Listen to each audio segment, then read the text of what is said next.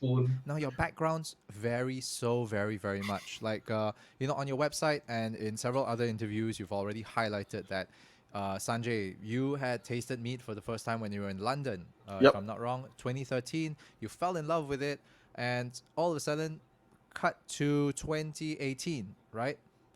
You and Justin just start drinking, start talking as you always do, and suddenly you says, "Hey, I love meat. Let's start a company." Boom. How does that? Now, first off, right? How drunk do you have to be to quickly get into an alcohol business in in a blink of an eye, and within 6 to 8 months, you push out a company?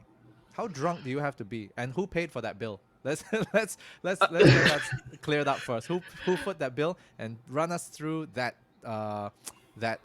conversation. I think we split the bill. I remember where we were. I actually Yeah. remember exactly where we were, which I shall not name. But I know that they did $10 pints. Yeah. That's what I'm saying. Yeah, that's a They did very $10 pints. yeah, that's a very 10 big pints you clue. get 1 pint free. Mm. So I think we Damn, both put like I need this inside info from you once like all this lockdown shit ends, right? I need some of that from you guys for real. yeah. So I think we both put $50 on the table and said, let us know when we are done, You and run then out. we'll put more money on the table. Yeah, it's like Wolf of Wall Street, It's like here's $50. Like keep them coming until we are either until that is done, or either I'll hit our table, our heads hit the table. I think the conversation kind of started because Sanjay and I actually go way back. I used to play in the band. So I got to know Sanjay back then. He was my lighting and sound guy. So we opened for big acts that were coming in, bands like Dragon Force. We also did tours. So Sanjay was always there to like have our back. So behind the mixing console and everything, and even the lighting during our set. We've always talked about doing some kind of business, right? So Sanjay came to me and then said that, oh, I heard you really like meat. So started talking, and I think he came to me at the really right time because I was actually coming out of the construction industry. I ran a construction company for 16 years. So I was coming out of there. I sold the company, not sold the company. I closed the company actually. I just Okay. wanted, yeah, I just wanted like change of scenery just to move on, and I was taking a 3 month hiatus, which obviously didn't happen at all because Sanjay came to me that day. So he told me like, hey, I want to go professional with this. I want to go commercial. So and you're familiar with business, like what do you think?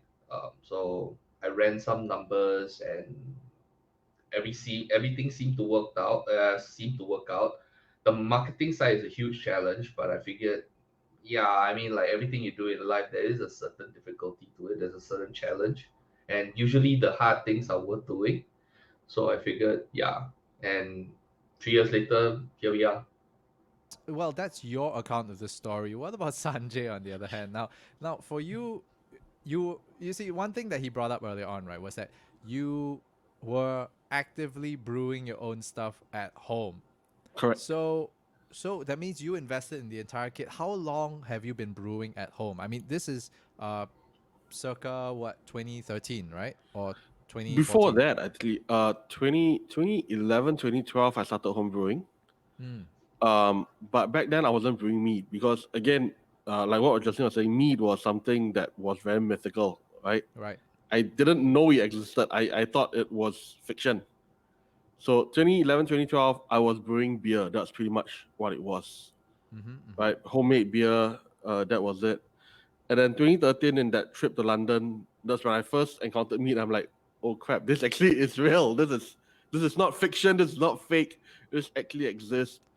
So when I came back to Singapore, then Google started to do research, get recipes and whatnot, and then realized that look, I already have all this equipment that I used to brew beer.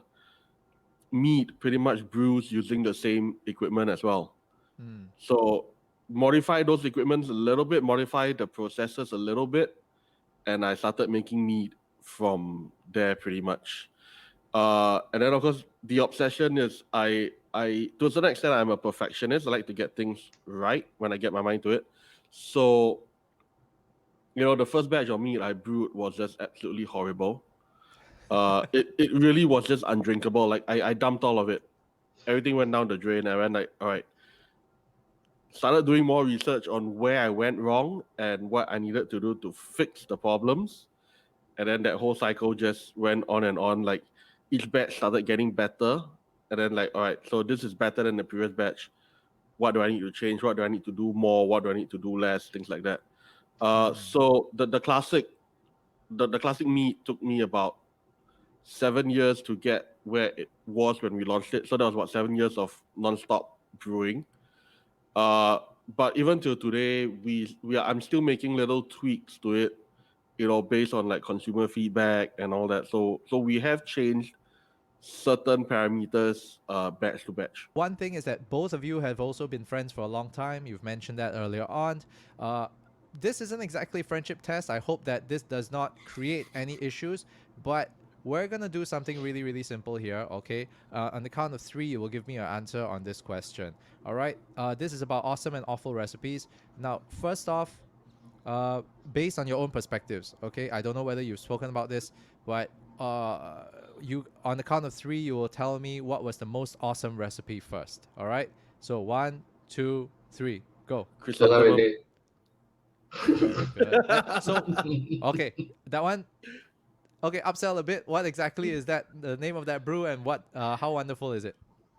Okay, Sanjay starts first. I start with chrysanthemum. So chrysanthemum was what we launched the Liang Teh series with. Basically we made alcoholic chrysanthemum tea lah. Nice. We took dried, which unfortunately you can't buy anymore because it's sold out and discontinued. Right. And the thing with all our seasonals is once they sell out, they sell out. We don't rebrew any of them. So yeah, I say it's all sold out, but apparently, It's on screen right now. Yep. Yeah. One keg surfaced last week at a bar. They bought 2 kegs when they first launched, and they have been keeping them for a year. And so they took out the keg for sale last week. So chrysanthemum, that was basically alcoholic chrysanthemum tea. We took dried chrysanthemums, we boiled it in water, added honey to it, fermented it, and then bottled it. That's pretty much what we did. Yo, 7% alcohol from chrysanthemum tea. Yep. So, Yeah. so it's like that old Chinese tea, the chrysanthemum. You add honey to it, and basically, okay, wait, let me. I'm paraphrasing. I'm simplifying. I apologize that I'm a simpleton, but it helps me to understand, right? So, so you're taking chrysanthemum tea with honey. You're fermenting that, and it comes out as this. So, yep, correct. That's pretty much what it is. That's bloody outstanding, I have to say. And I love the flavor of that before it becomes mead. So this is something I got to try. Whoever is listening out there, again, go down to lioncitymeadery.com, all right, and take a look at all these different meads because they're really, really awesome, okay? And get yours. I'm sure that there are plenty. Go over to Find Our Mead, which is on this tab over here on the top of the bar. Go check it out. You can also buy it online. Personally, I've tried only the classic, but trust me, I'm going to go for quite a number of others and sharing them with friends and all this. Okay, and next part of this, thanks so much for that. Next part of this would be the awful recipe part. I'm sure that it will not be on the website, that's for sure. So awful recipes, things that have already been brewed or things that were planned? Okay, or like planned and discussed. So is it something that we put out that we don't quite like, or basically anything that you have probably done the batch testing and you go, oh shit, this is the worst thing I've ever had. And what about ideas? Ideas will be fine. That will be cool. Ideas will be fine. Okay, I know where this is going. All right, so ideas 1, 2, 3, go. Squid ink. Squid ink. Squid ink meat. Yes, you heard it right. Yep. Squid ink meat. Squid ink mead. Yes. It was gonna be. Yeah, it's oh, this. So sorry. Do you really like grizzly bears or something? Like putting honey on salmon? I Why? was really really drunk. Okay, we were at a No whiskey shit. bar. We Okay, were we we were were at a whiskey bar. yeah. I was sufficiently drunk. Oh my god. And we were. I think it was Matthew, right? We were talking to Yeah, it was Matthew. Matthew. So we were, Yeah. so he was, so Matthew is like this whiskey connoisseur. So he's quite well known among the spirits community, lah. So he's set up his importation company, importing whiskey and spirits from Australia. So he was running this bar, right? This whiskey bar, and then we Okay. were having our whiskeys and stuff like that. And we stepped out, and then we were like talking, and then Actually, I remember what we were talking about. yeah, we were talking. We shall we not shouldn't mention. talk about on this podcast. Okay, uh, so one thing yeah, led to then another. yeah. Correct. Then after that, yeah, then Matthew started talking about umami flavors, and then Sanjay was like, yeah, let's do an umami meat. What is the most umami thing in the world? Then I was like, squid ink. Then it's like, yes, squid ink, and then it just got a life of its own. And then after that, Sanjay was like, yeah, I think it's really doable. I'm like, what? So did it actually come out? No, I haven't had No. the chance to explore it, but I do have ideas in my head of how to execute it. Yeah. So Yeah, That will be the stout of mead. pretty The like much. wow, Like that the is like plan was to nitro gao, it as mead well. gao. Yeah, so the yeah. plan was to actually put it on a nitro tap as well. Like Oh, like interesting. Guinness uses nitro so that you get that creamy foam bubbles as well. Right. Yeah, but squid meat, squid ink meat has been in the back of my mind for a while. Right.